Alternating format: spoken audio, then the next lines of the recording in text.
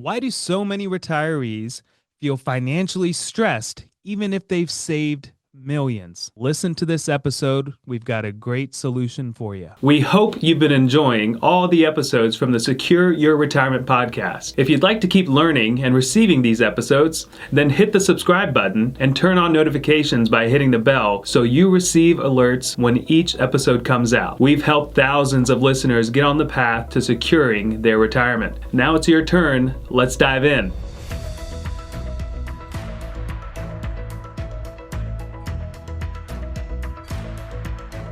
Welcome back, and thank you for joining us on this Monday on the Secure Your Retirement podcast. We've got a great one for you today. Next to me, if you're watching on YouTube or Spotify, unfortunately, if you're watching on Apple, you just have to listen, but you'll hear his voice, and you probably know his voice. It's Nick Hymanson.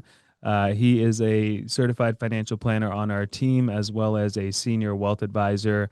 And I would say he is in the trenches. When I say that, he's in the meetings and really kind of seeing and understanding what the families that we serve are going through, the questions that they've got, the concerns and the anxieties on a daily basis. And so there's no one better to be in the room with me as we talk through what we're going to talk through today, which is why so many retirees feel financially stressed, even with millions saved up for retirement.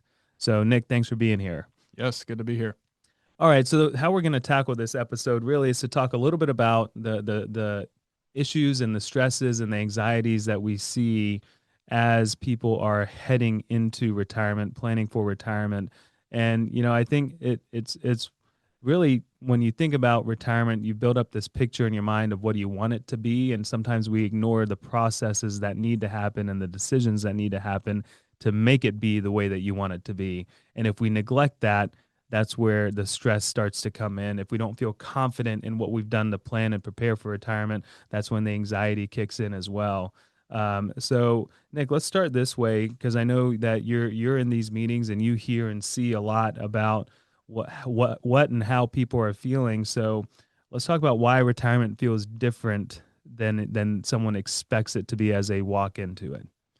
Yeah, so some of the things that I hear all the time are, things around, I'm not getting a paycheck anymore, so how do I deal with that? Things like, I would like to continue working, but I don't necessarily, I would say I hear a lot about I would like to keep earning money and make sure I have enough for those bigger expenditures like vacations, new cars down the road, even home improvement projects, things that people want to do, but I don't necessarily want to keep working to be able to afford those things. So how do we do it efficiently? How do we structure things efficiently to not only take away the stress about not getting a paycheck, but structuring things properly so that you don't have to work an extra year or two to cover that new car, or you don't have to do that to cover that vacation you want to go to, that home improvement project. So taking some risk off the table sometimes is the right way to do it, or just having a conversation of structuring things in a certain way so that there's less risk and really less liability when transitioning to retirement. So those are some of the kind of the high level things that I hear just as we discuss that transition and that big decision to retire. But there's a whole bunch of different factors that come into it, like market volatility. So that's a big thing this year. It has been the previous years, and it will probably continue to be a factor in terms of investing and making sure that a plan is stable and reliable. So how do we plan for market volatility? It's never fun to retire and then something happens where the market has a correction or there, is a recession down the road. How does that affect someone's retirement plan? Do they have to go back to work? Ideally, no, we don't want that to happen. That would be one of the worst things that we want to that could happen. So how do we structure things properly so that there's less risk in the plan and that things go the way that someone wants it to go? So those are some of the things that we're talking about: market volatility, uncertainty, just having that paycheck removed. How do we get over that hurdle of, there's no longer income coming in the door, but there's a whole bunch of assets here that have been saved. Now let's structure it properly to create a reliable retirement plan. Yeah, I think when it's been thought through, just knowing that it's been thought through and that someone's watching over it, or you've had the conversations, immediately starts to build up the confidence that, hey, this can work, and I can go on some of these vacations. And one of the speaking of vacations and like the emotions that comes with just the idea of not really knowing or having thought about money aside, what do I really want out of my retirement? What do I want to do? Whether that's picking up hobbies or traveling or, spending times with the kids and grandkids, this identity shift that occurs because for a lot of you, it's been your career. And so what am I going to do when I do retire and fill the time? And that's a big one emotionally too. But there's also, Nick, there's also this psychological side of almost like a headwind that feels like it's always coming at us in this world of retirement, and then that creates different types of fears that we have to deal with as well that can become overwhelming too. So let's talk through some of those. Yeah, so I hear, a few different few different fears kind of on a recurring basis, fears around making changes. There's a big fear about, hey, I have been doing this thing of saving into my 401k and saving into other accounts for decades now, and making a change just isn't something that is comfortable. And we completely understand that. It's like Murs said, a psychological hurdle of going from earning money and saving for years and years and years and being in that habit to then going and saying, I'm going to retire, not have a paycheck anymore, and then live off of what I've saved. So that's one of the biggest hurdles and biggest things that we have conversations on. Um, and along with that comes a decision to, or basically a fear of, making the wrong decision. So if we have this tendency, I think a lot of times to stay in the position that we're used to and just kind of riding that out and seeing what happens. And so what we try to talk to our clients about a lot is, well, you've been doing this for so long, but the big decision here is retirement. And so with retirement, changing a lot of goals, changing now the structure of things without an income being in play a lot of times, how do we maximize what you do have saved and then structure it so that there are as little risk as possible in terms of not having to worry about making a bad decision because all of that is kind of proactively planned for. So just structuring things in a certain plan, we'll get into a little bit more detail about how we do that, makes it so that you're not as worried about making a wrong decision because you've proactively planned for anything that can come into play. So those are some of the big things as well. Other things like longevity risk and healthcare concerns are a big topic. So um, we all kind of know healthcare costs continue to go up. And in the future, they will most likely continue to go up. So, how do we plan for that? Whether that's long term care planning, also longevity concerns, people are living longer. So, how do we make sure our money lasts? How do we make sure for a surviving spouse that they have enough money and income to live off of? A lot of times, I'm having conversations with a spouse who is receiving more Social Security than the other, and they also maybe have a pension. Um, and in certain circumstances, that person's pension does not go to the other person, or a smaller percentage goes to them, and then the surviving spouse doesn't get both Social Securities; they get the higher of the two. So there's a reduction of income there. How do we plan around that? There's conversations of life insurance, other things that just protect the surviving spouse, and which is a big topic and something that I think is a very important thing to talk about. So protecting the surviving spouse, the beneficiaries, passing on tax-free assets, but also taking care of long-term care expenses down the road is something that is not going to go away. And I think it's something that's going to be even a bigger topic in the future. So there's all of these things around retirement planning, not only when we're planning for retirement, but down the road as well. And being proactive about planning for all of these things just makes the process a whole lot smoother. Yeah, so we've done enough of talking about the anxieties and the stresses and the making you nervous about retirement planning. And the reason we do that is because we see it all the time. And what we've done over the years is create systems and processes and gain knowledge and experience in a lot of different areas to help people make these decisions and kind of overcome some of their fears that Nick just talked about.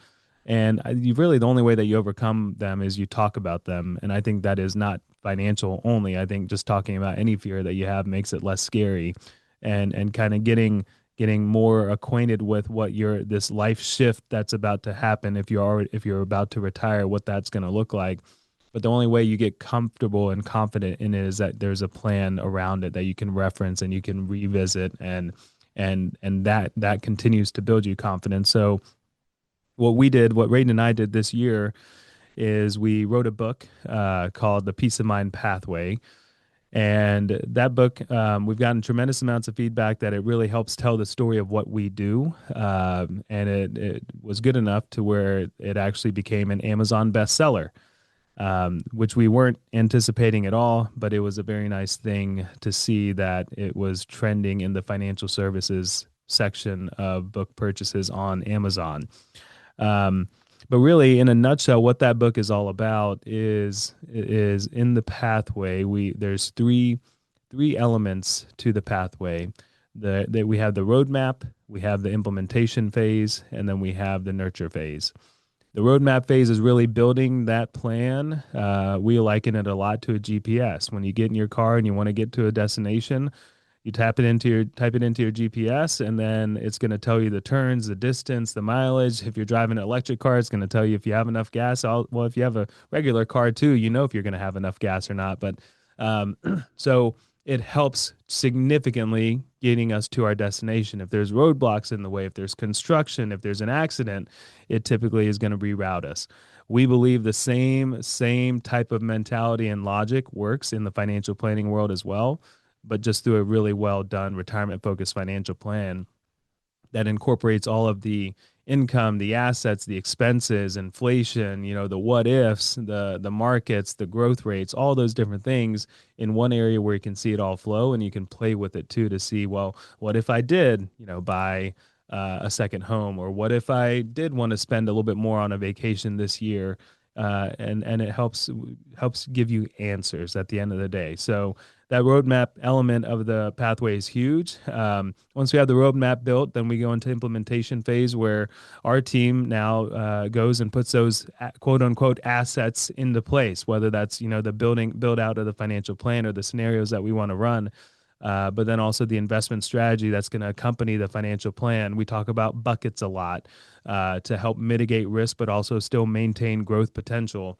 The tax strategy that's going to keep more money in our pockets, and so we're maximizing deductions, and also utilizing these things called Roth conversions for tax free in our future and tax free inheritance, Medicare and medical and long term care planning.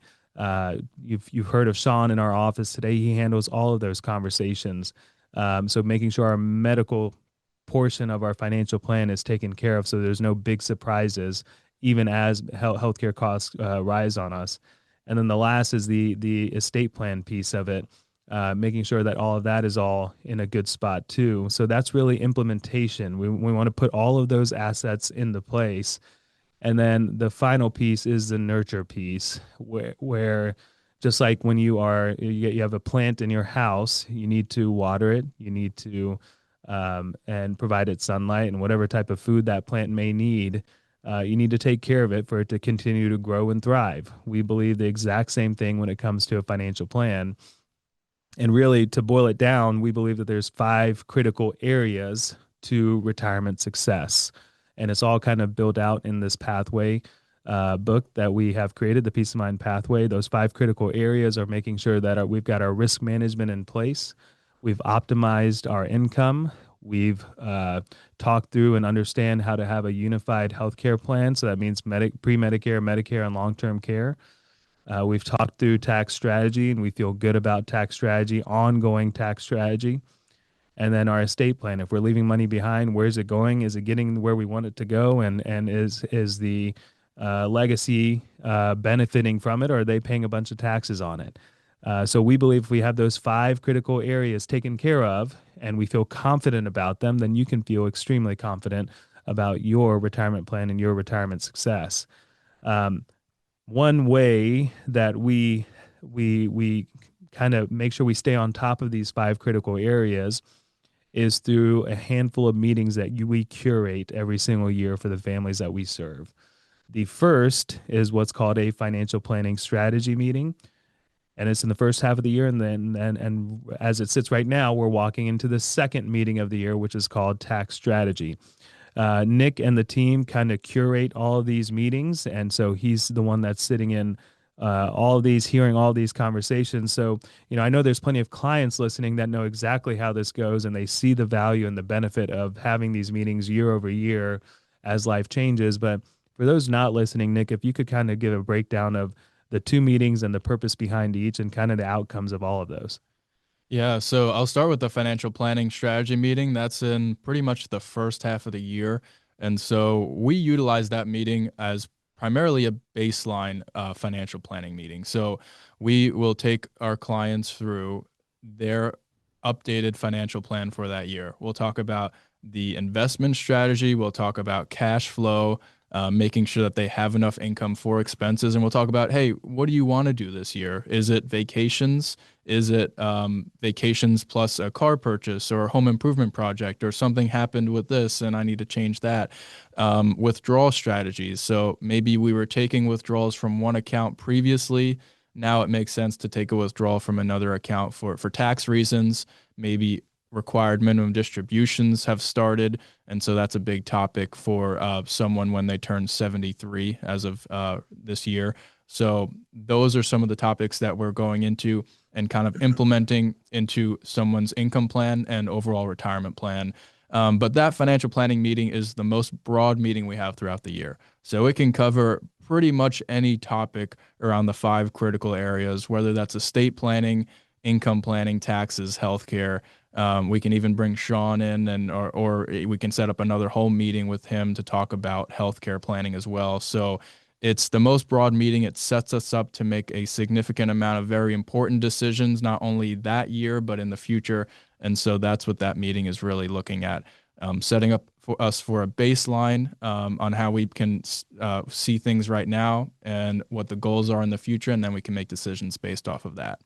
The second half of the meeting, or the second half of the year, we have the meeting called the tax strategy meeting, and that one is primarily all around how do we efficiently manage taxes, not only leading into retirement, but also in retirement. There are a lot of milestones when it comes to taxes. Specifically, a big change in someone's tax bill typically comes when they retire, but also when they reach required minimum distribution age. So a big opportunity for many people is the years in between. So if someone retires at 65 and their required minimum distributions, which is basically required distributions out of someone's IRA account, starts at 73, there's 8 years there to then optimize taxes and implement tax strategies to maybe really the goal would be long-term tax savings over someone's lifetime. So there's a whole bunch of tax strategies that we go into in those meetings, where I think most clients get the most benefit out of these advanced tax strategies, but also things like Roth conversions, qualified charitable distributions, all of these different things that can help in certain circumstances based on someone's individual situation. So there's a lot of topics that we go into in that tax strategy meeting. Again, most important is how do we reduce someone's tax bill over their lifetime? And then another part of that meeting is looking at their tax projection for the year. So we've had a lot of questions in the past of, hey, what does my tax situation look like? How do I optimize it? Or at least how do I get to tax filing and make sure I'm not surprised when I see that I owe money or that I'm getting a refund? So what these tax strategy meetings do is make sure that we have certainty. It gives us an expectation of, am I doing things right during the year to make sure that I get that refund that I want, or break even, or make sure that I don't run into underpayment penalties, but I'll owe some at the end of the year when I file my taxes. So we can curate someone's tax return and based on kind of what they want in terms of tax payments or refunds in that meeting as well. And it just gives a lot of certainty, and clients really appreciate that when it comes to time to file their taxes. Yeah, I would say with those two meetings, we're able to cover quite a bit throughout the year, regardless of what's coming at you that year. And the feedback that we get is they end up knowing more than they did when they entered into the meeting or entered into the relationship with us, because a lot of what we do is it's coaching and education. It's not necessarily telling them how to, or how they should be spending their money, or it's more of just us becoming that sounding board with a lot of expertise in a lot of different areas in this retirement planning focus. And so, at this point, you may be feeling a little bit overwhelmed or stressed. And if you are one of those ones, as we were going through some of the fears and the anxieties that we do see, that's feeling that way, or you hear us talk about a roadmap or a financial plan and you don't have one, and you feel like you need one, or you just got questions or concerns about when you can retire, these are all things that we are happy to handle, and we would love to have a conversation with you. And so if you're feeling the need for it, head over to our website, pomwealth.net. And through that website, you'll be able to schedule a introductory call with one of our advisors.